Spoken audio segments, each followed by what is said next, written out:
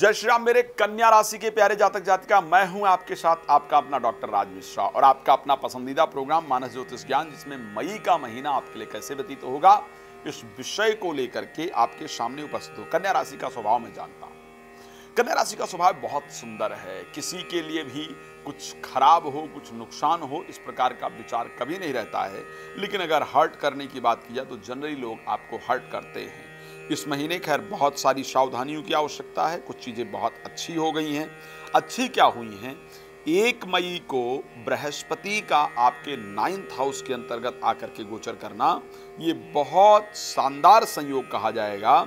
Specially जिन लोगों की property इत्यादि सेल नहीं हो रही थी, उनके लिए बहुत शानदार संयोग है। प्रॉपर्टी सेल होने का, धार्मिक यात्रा करने का सुंदर योग बनेगा।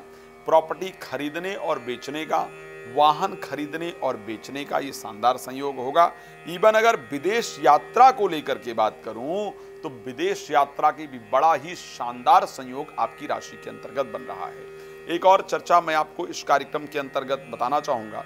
यदि आप अपने क्षेत्र में राम कथा, भागवत कथा, श्री रामचरितमानस की कथा का आयोजन करना चाहते हैं और चाहते हैं कि मेरे द्वारा वो आयोजन हो, मैं आकर आपके यहाँ कथा करूं, तो प्लीज आप हमें संपर्क कर सकते हैं। अच्छा, अब दूसरी कंडीशन इस राशि में क्या है? ये सब चीजें बड़ी अच्छी मैंने बताया कि प्रॉपर्टी से रिलेटेड काम होने वाला है। जिनको आप दिल से चाहते हैं या चाहती हैं, उनसे आपकी मुलाकात होने वाली है। किसी अच्छे प्लेस पर आप विजिट करने वाले हैं। जिस जगह पर आप जाना चाहते थे, जाना चाहती थी, जहां पर आपकी इच्छा थी, तो वहां पर आपका जाने का योग बने, इस प्रकार की परिस्थिति है।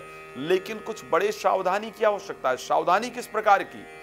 7th हाउस के अंतर्गत राहु, मंगल और बुध जाकर के विराजमान है। ध्यान रखिएगा, 7th हाउस में राहु, मंगल, नीचस्थ बुध जाकर विराजमान हैं। और इन 3 ग्रहों की परिस्थिति एक चीज बहुत क्लियर दिखाती है, भाई वैवाहिक जीवन में बड़ा उथल पुथल होने वाला है।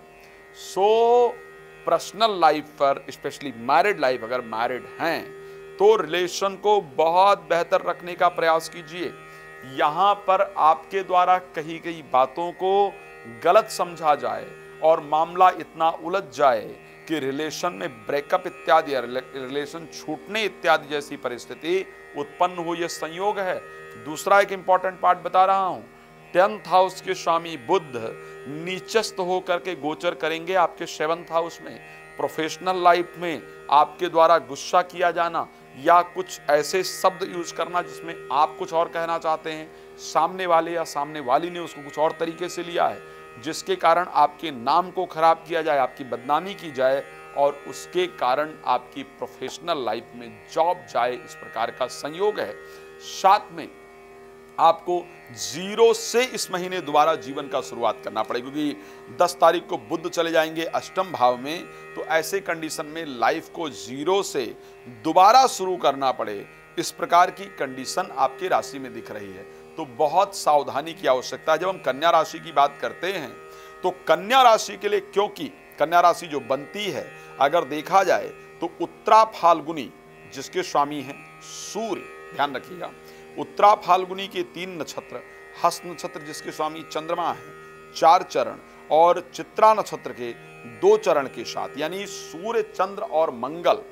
यदि कन्या राशि है, हस्त नक्षत्र है, तो सूर्य उसके स्वामी है। यानी आपके लिए जो बिजनेस फायदेमंद है इस महीने करने का या शुरू करने का या बढ़ाने का, वो आपके लिए ऐसे बिजनेस फायदेमंद है जिसका संबंध फर्नीचर से हो, जिसका संबंध ज्वेलरी से हो, जिसका संबंध गोल्ड से हो, या ठेकेदारी इत्यादि लेकर के काम करने का काम जो फायदेमंद है।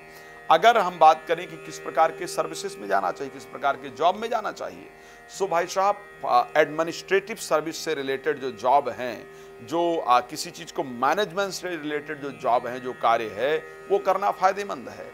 दूसरा, क्योंकि चंद्रमा दूसरे चरण के जो स्वामी हैं कन्या के, वो चित्रा नक्षत्र के स्वामी चंद्रमा माने जाते हैं। सो ऐसे कंडीशन के अंतर्गत चंद्रमा के होने कारण, नहीं, हस्त नक्षत्र के स्वामी चंद्रमा है, क्षमा चाहूंगा, हस्त नक्षत्र के स्वामी चंद्रमा होने कारण अगर कन्या राशि और हस्त नक्षत्र है आपका, तो लिक्विड से रिलेटेड कोई भी बिजनेस, जिस बिजनेस में लिक्विड का प्रयोग होता हो, ऐसे कोई बिजनेस, या मातृत्व यानी बेबी सिटिंग, स्कूल इत्यादि का भी बिजनेस किया जा सकता है।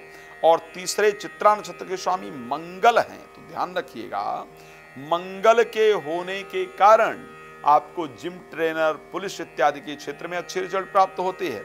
अब अगर कन्या राशि के अंतर्गत आपका जन्म हुआ हो तो ऐसे कंडीशन में आपको क्या करना चाहिए? तो कन्या नक्षत्र में सूर्य देवता होते हैं, आर्यमा सूर्य हैं और विश्वकर्मा होते हैं।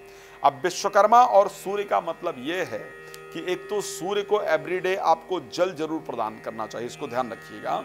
और जल प्रदान करने के साथ साथ किसी व्यक्ति को, किसी मजदूर को उसके औजार खरीद करके देना आपके लिए बहुत बेनिफिशियल होता है। खैर, रात को 9 बजे, दोपहर को 12 बजे लाइव आता हूं। मेरे साथ लाइव जुड़ करके अपने विषय में जो भी जानकारी प्राप्त करना चाहते हैं लाइव में प्राप्त कर सकते हैं। बाकी कॉल अपॉइंटमेंट लेकर आप मेरे साथ जब भी बात करना चाहें कर सकते हैं, कर सकती हैं। मेरे द्वारा राम कथा, भागवत कथा, शिव पुराण की कथा अगर कराना चाहते हैं, कराना चाहती हैं तो भी प्लीज संपर्क कर सकते हैं। आपका जुड़ने के लिए बहुत धन्यवाद। जय श्री राम।